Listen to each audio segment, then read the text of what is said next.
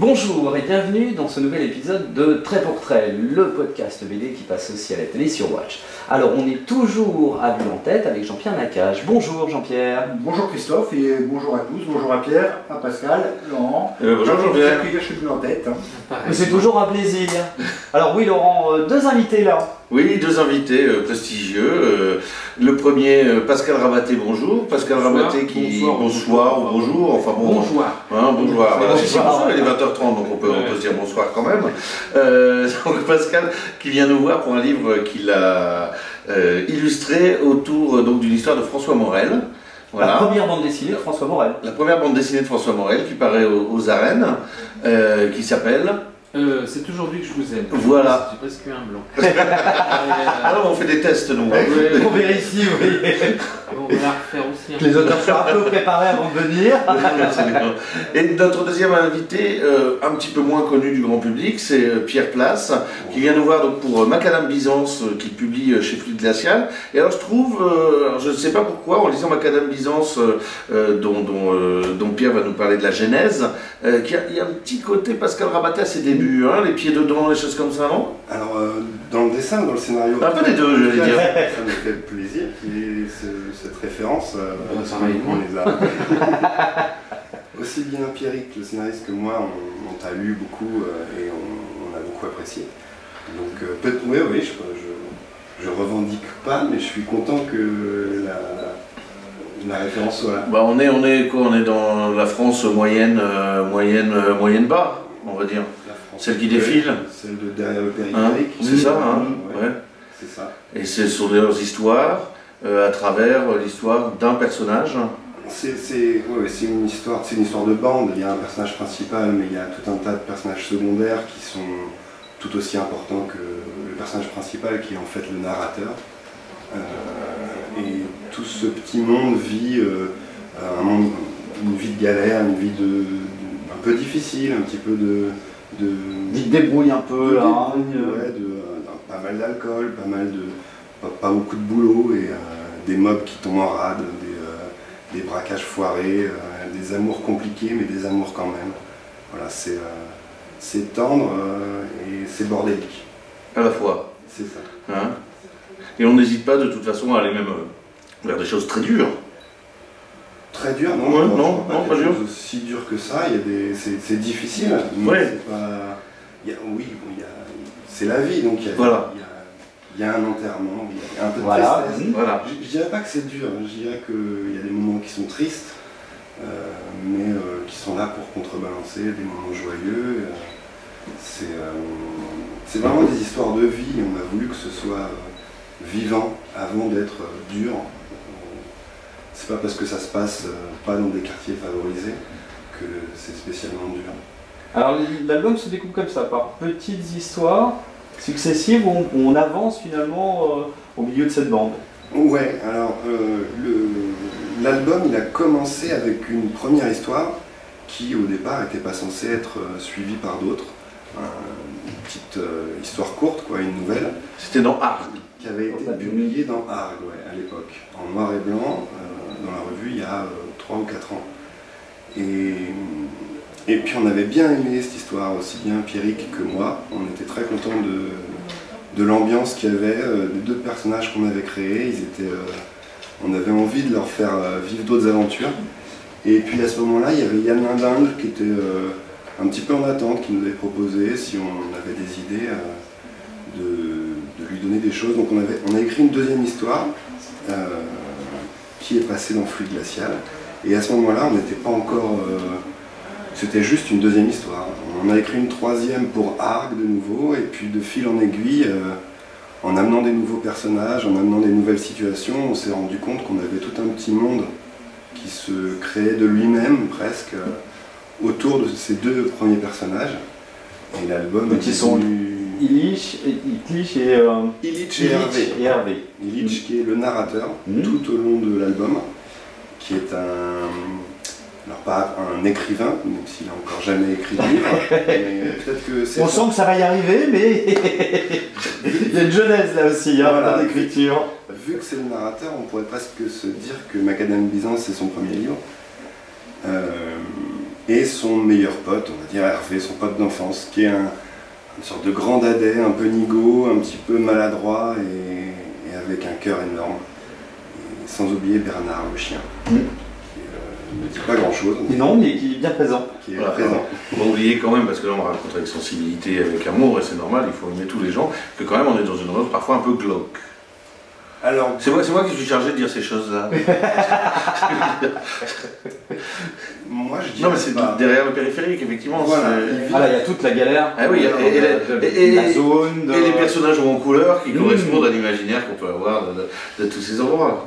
Ouais, mais c'est justement ce qu'on voulait surtout pas donner comme impression, c'est que ça se passe effectivement dans des zones commerciales, dans des terrains vagues, des caravanes derrière les grands centres. D'ailleurs, le narrateur vit en caravane. C'est ça.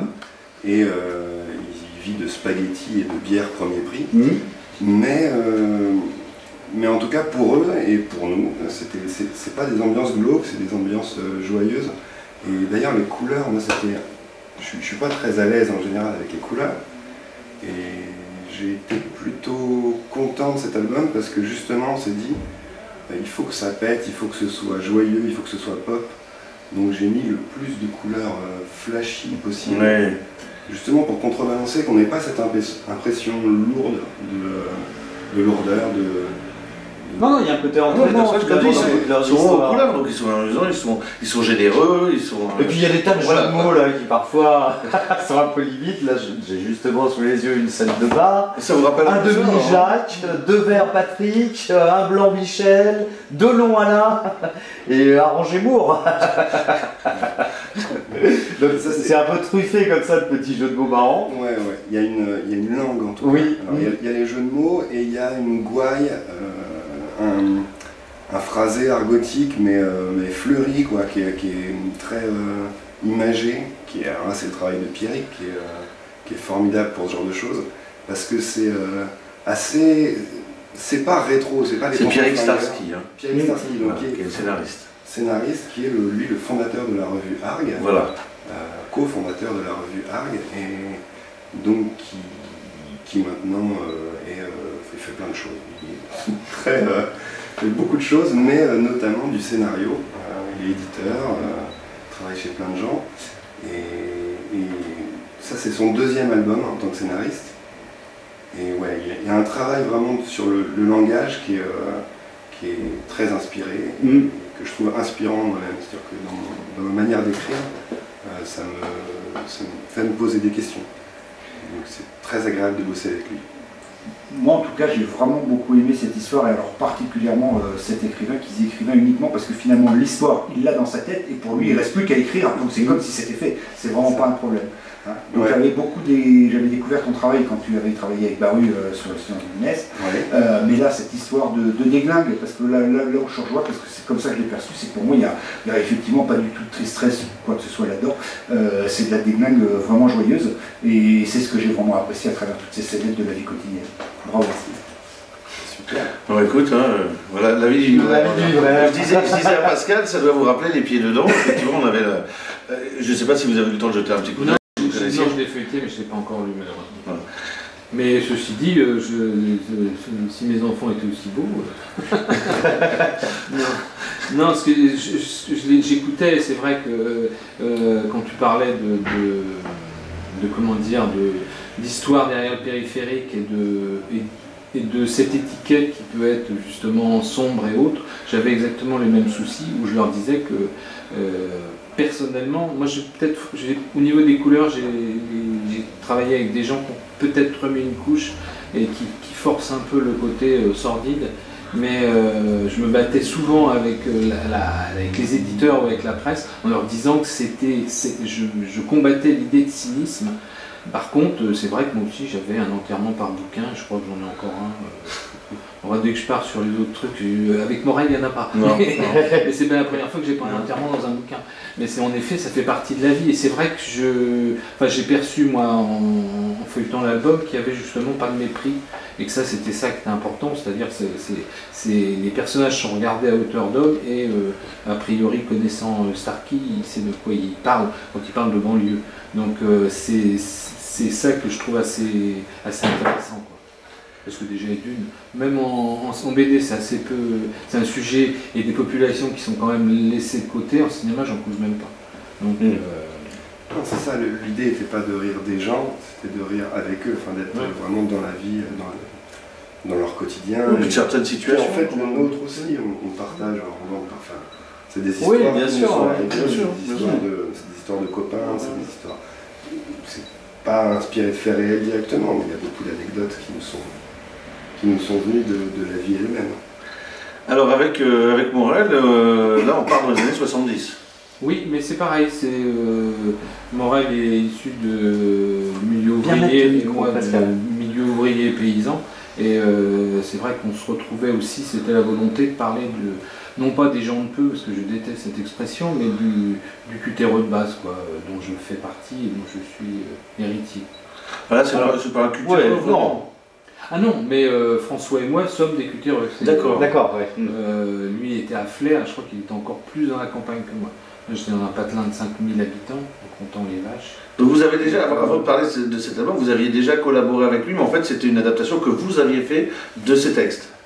C'était pas une adaptation, c'était des illustrations sur ces textes. Voilà. C'est pas le même boulot, c'est pas le même investissement non plus. J'arrive et puis j'enfile pas les costumes, j'enfile même pas les chaussons. Je suis juste à essayer de donner une couleur différente sur un texte, mais c'est de trouver une idée qui va, non pas résumer, mais qui va être une vague illustration des articles. Alors que là, c'était vraiment prendre son texte, passer les costumes et parler de ma France de Giscard.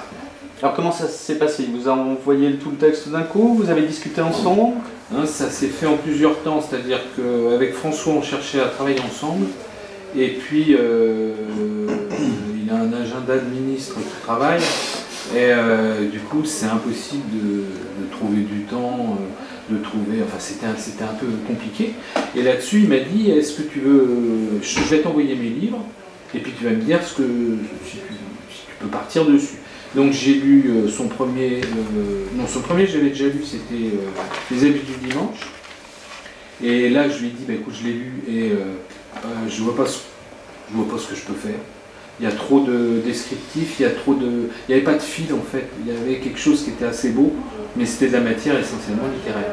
Et donc j'ai dit je ne peux pas. Là-dessus il m'a envoyé le texte de C'est aujourd'hui que je vous aime sur PDF, c'est passé dans mes spams. Et donc 2 mois après, en nettoyant mes messages, je tombe sur son texte. Donc lui il s'était dit bon ben voilà, c'est parti. Et ce texte était prévu pour sortir au Sonneur. C'était un tout petit texte, donc c'était aujourd'hui que je vous aime.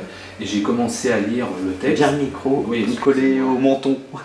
C'est lourd, hein, moi, mais un peu à la barre.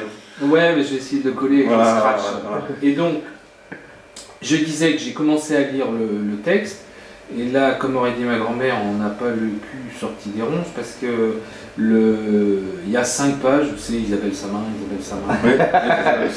Alors oui, pour résumer un peu l'histoire, c'est un jeune homme qui est amoureux de Transi.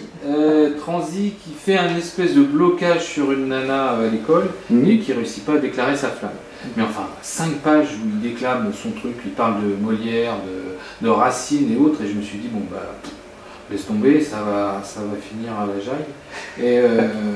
Et puis je finis les livres que je commence, donc j'ai commencé à m'emballer sur le texte, et puis à la fin j'ai posé, je l'ai appelé, puis je lui ai dit écoute, je le fais.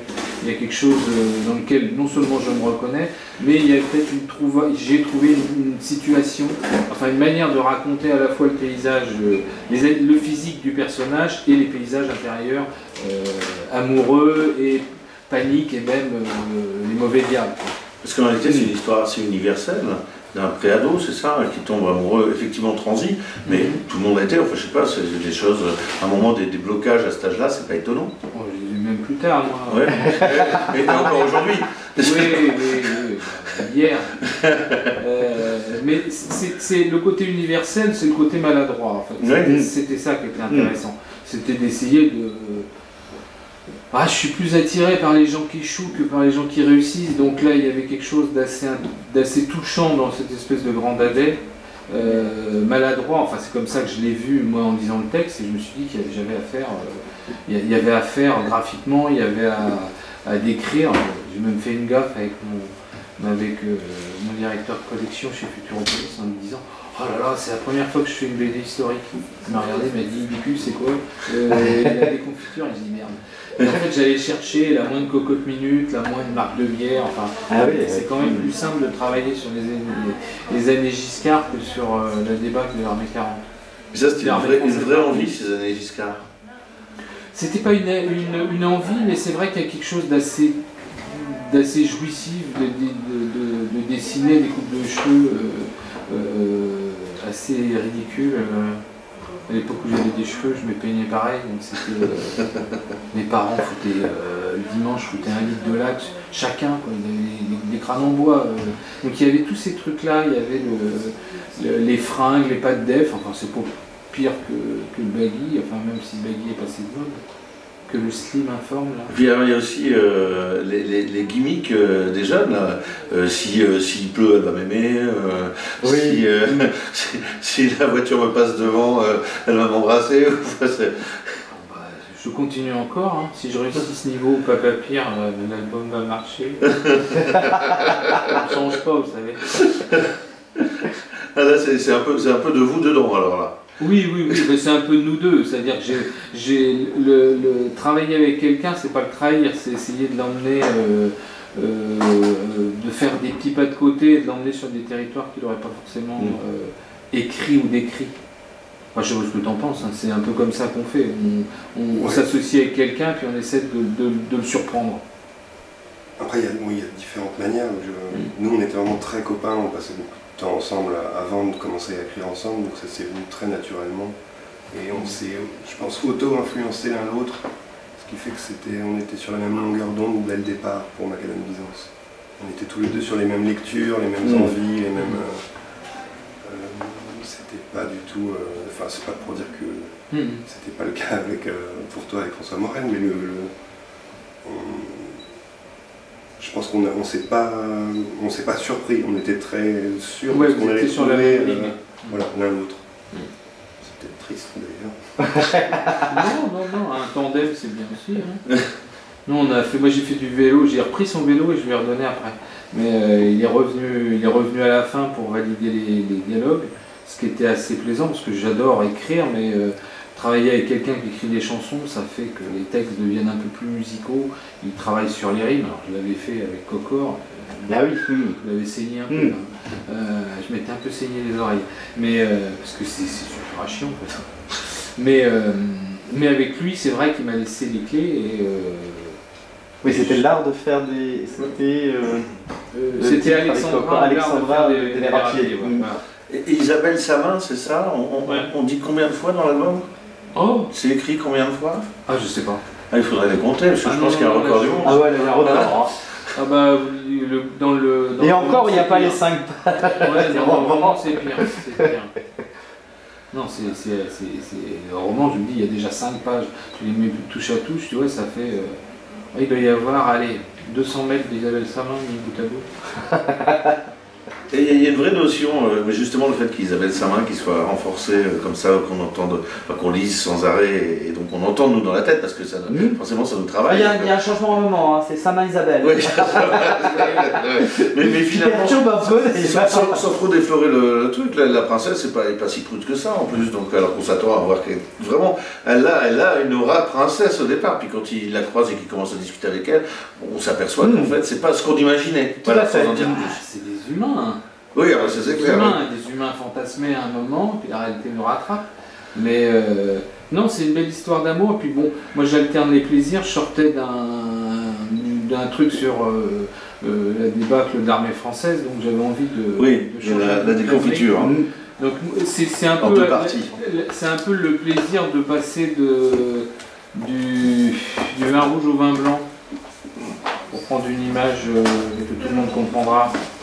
Oui, oui, bien sûr. Mais c'est comment dire, c'était vraiment l'envie d'alterner les plaisirs et j'avais envie de fraîcheur, donc la fraîcheur ça m'a été amené par le camarade Morel, et puis je retournerai peut-être dans quelque chose de plus sombre après. Et puis il y a une vraie envie de changer de style à chaque fois, non? Ou en tout cas, c'est pas forcément l'envie de changer de style. Je crois que j'ai pas le choix. J'ai pas envie de m'emmerder, donc il faut que j'essaye ailleurs. Et donc chaque bouquin me permet d'essayer autre chose. Je ferai un western, je ne dessinerai pas de la même façon que la BD avec Morel, où il y a des choses qui sont plus humoristiques, d'autres qui... Chaque histoire doit porter sa propre forme. Enfin, je cite souvent cette phrase d'Hugo qui disait que la forme c'est le fond qui remonte à la surface, et donc on est pluriel, et puis on a des envies non pas de dépression mais de gravité, et des envies de légèreté, donc à chaque fois il faut essayer de trouver l'écriture qui va être le meilleur véhicule pour l'histoire. Je cite Pascal Rabaté, il dit quand on veut faire un trou, il vaut mieux prendre une pelle qu'un râteau. Voilà. Bah, c'est du concret. Hein? Ah oui. Et là, la France rurale reprend le pas sur la vie de citadin. Le passage au cinéma,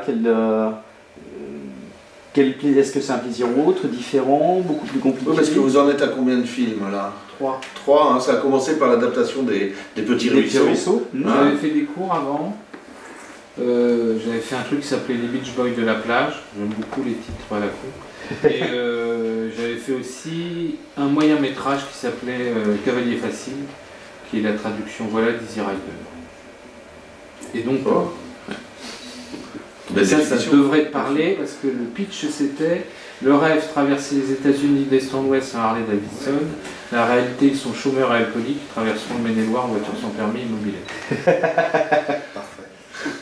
Donc ça c'était le moyen métrage que j'ai fait avant de faire Les Petits Ruisseaux. Et puis là j'espère tourner au mois de juin un 4e. Les Petits Ruisseaux qui a eu un bon succès, ça a été très très apprécié. Hein. Mais c'est vrai que les deux plaisirs sont différents. Il y a un travail d'équipe et puis il y a un travail plus solitaire. Et puis la bande dessinée n'a jamais été pour moi un pis-aller, c'est-à-dire c'est un autre support. Le cinéma me donne un plaisir qui n'est pas tout à fait le même. Contrairement à ce qu'on peut penser, je pense que la bande dessinée est un plaisir beaucoup plus cérébral que le cinéma, qui est un plaisir assez animal. On est sur l'émotion, même quand c'est mal foutu, sur une dictature de l'émotion. Et donc du coup, j'essaie de faire du cinéma pour ce qu'il est, de faire de la bande dessinée pour ce qu'elle m'apporte. Mais les deux m'apportent quelque chose. Il y en a un, c'est le plaisir du travail d'équipe et de savoir ce que les autres vont m'amener. Et puis le travail de la bande dessinée, c'est essayer de garder justement la pudeur et de retrouver l'animal dans le dessin et dans le trait, mais c'est pas le même plaisir.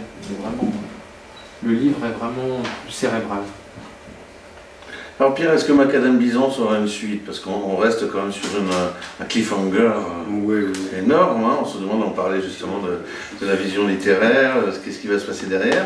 Simplement, je ne vais pas du tout polémique ce que je vais dire, le rédacteur en chef de Flux Glacial a changé. Vous avez dit tout à l'heure qu'il y en a un était pour beaucoup dans le fait que ce soit un Flux Glacial. Donc j'imagine, enfin j'espère que pour vous ça ne changera rien. Non, pour nous ça ne changera rien, mais pour pas grand monde, Jean-Christophe Delpierre qui a repris les rênes de Flux Glacial a envie de continuer les séries de bande dessinée.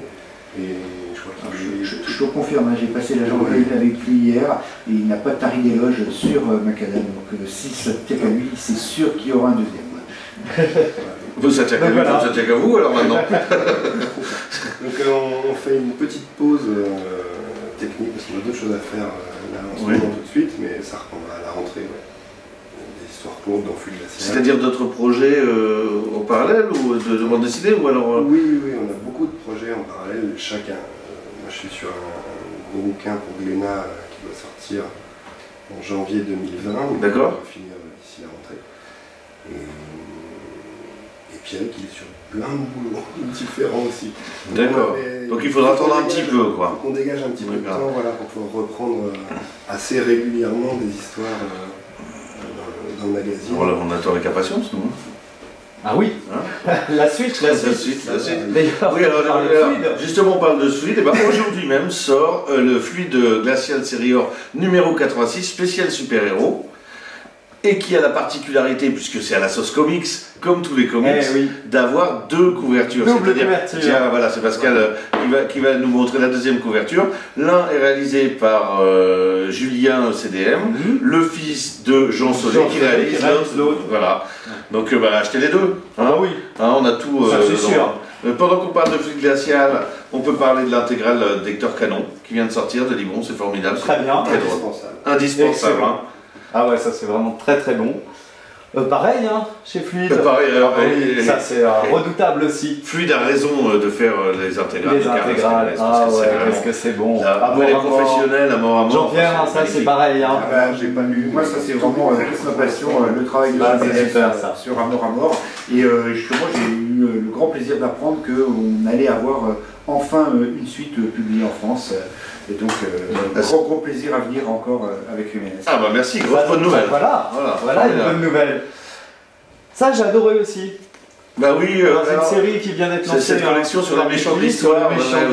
C'est Bernard Swisson qui a lancé ça, bien connu. Et puis alors il travaille avec plusieurs auteurs sur différents méchants. Et là, notamment le Hitler. Il fallait oser. Fait partie du. Alors là c'est vraiment redoutable celui-là. Donc ça reprend toute la vie d'Hitler. Et puis bien sûr. On a les personnages. Oui, mais c'est pas du tout subversif. Ah non, pas du tout. C'est très pédagogique en fin de compte. Et avec beaucoup d'humour. Donc ça, le Hitler, excellent. Tiens, dans l'humour, ça c'est aussi très bon. Ça, chez Patakès, la sémantique, c'est élastique. Patakès, il faut des très bons niveaux. Ah oui. On en a parlé souvent. Hein. Donc ça, c'est quand même pareil, redoutable. Voilà. Si on veut approfondir la science du langage. Indispensable. On conclut, c'est moi qui conclue, avec Pascal Ravaté, qui est invité d'honneur du Festival d'Aubenas, qui se tient ce week-end, avec une trentaine d'auteurs. Il y aura une exposition, on aura le plaisir de faire une rencontre ensemble. Voilà, il y a tout ce qu'il faut. Venez à Aubenas. Et donc merci encore Pascal. C'est ce week-end. Là, on part, là, parce qu'on est jeudi, ça commence demain. Ah bah oui, donc on part et je reviens la semaine prochaine. Et voilà. Justement, la semaine prochaine, on aura d'autres choses, hein, puisque le week-end d'après, il y a Drawing No. Oui, absolument. Il y a le Pulp Festival, ça c'est à la ferme du Buisson, et puis il y a le Festival de Bastia. Qui pointe son nez. Ah, ça va permettre de pouvoir aller se promener dans plein d'endroits. Ce serait bien. Ah, ça serait bien. Pascal, c'était un plaisir. Et plaisir partagé. Pierre, pareil. Merci. Vous revenez pour la suite. Merci beaucoup. Merci Pierre, merci Pascal. Merci Jean-Pierre. Toujours bien à Bulle-en-Tête. Merci à vous et à bientôt. Alors on se retrouve la semaine prochaine, Laurent. Oui, je reprends le train. Bien sûr, vous pouvez nous retrouver sur toutes les box, sur Watch, sur BD Zoom. Toujours. Canal BD, sur le site de Bulle-en-Tête. Vous pouvez télécharger les podcasts audio et vidéo sur Apple Podcasts et Google Podcasts. On a besoin de vous, hein. Abonnez-vous et abonnez-vous à la chaîne YouTube. Absolument. Ça, c'est indispensable. À bientôt et à la semaine prochaine. Merci beaucoup. Au revoir. Merci. Au revoir.